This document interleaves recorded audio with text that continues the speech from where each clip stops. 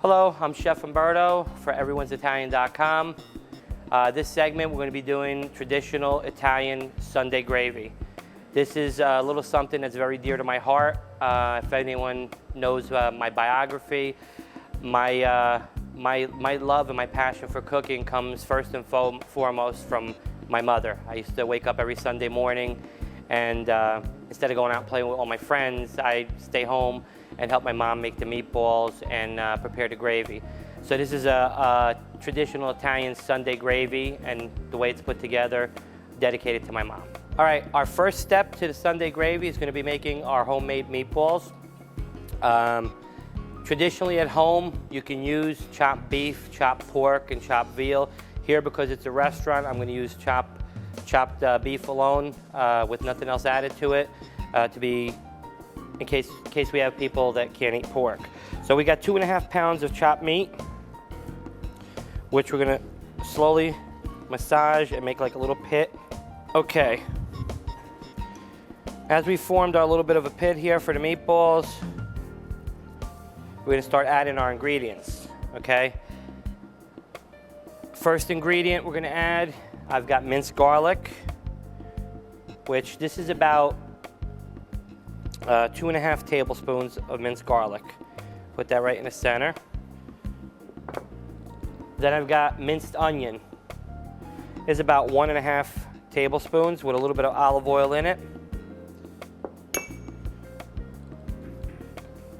We're gonna take grated pecorino romano, and this right here is about 5 tablespoons. I'm only gonna use about 3 tablespoons of it.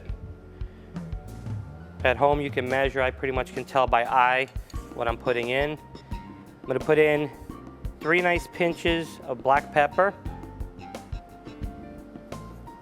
and 4 nice pinches of kosher salt. You'll notice with me that seems to be the same amount I use in just about everything I do in a little bit of volume. Then we're gonna take our combination of little parsley and basil and 2 nice pinches of parsley and basil right in. My secret ingredient, a lot of people use eggs. I use ricotta. This is about 3 tablespoons of ricotta. It acts as my binding agent for the meat and also gives it a nice creamy texture. Now I'm going to take everything and we're going to start incorporating it. Now you want to mix this meat until everything is completely incorporated. Now you'll notice the meat starts to get a lot softer, a lot moister, and lighter in color because everything's mixing in. If you have a mixer at home, one of the KitchenAid mixers, feel free to use that. I like to get my hands in everything so I can really feel what's going on. All right, well that pretty much sets up our meat.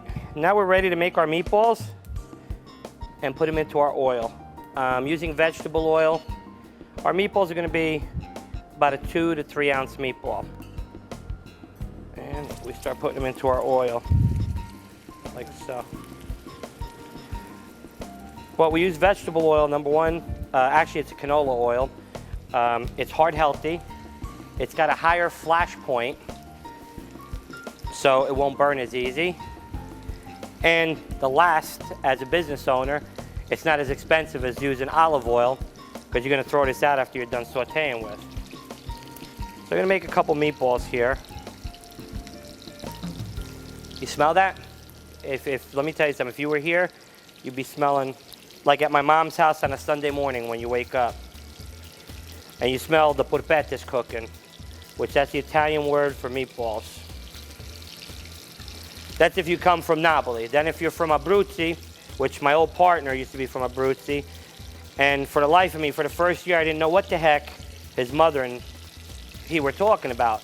You know, we get to the restaurant, they said they got to make a palot. What's a palot? I'm going to them. And that's the way they call a meatball in Abruzzi, palot. All right, anyway, we got 5 nice meatballs there that are started. Now we're going to use our tongs, and we're going to slowly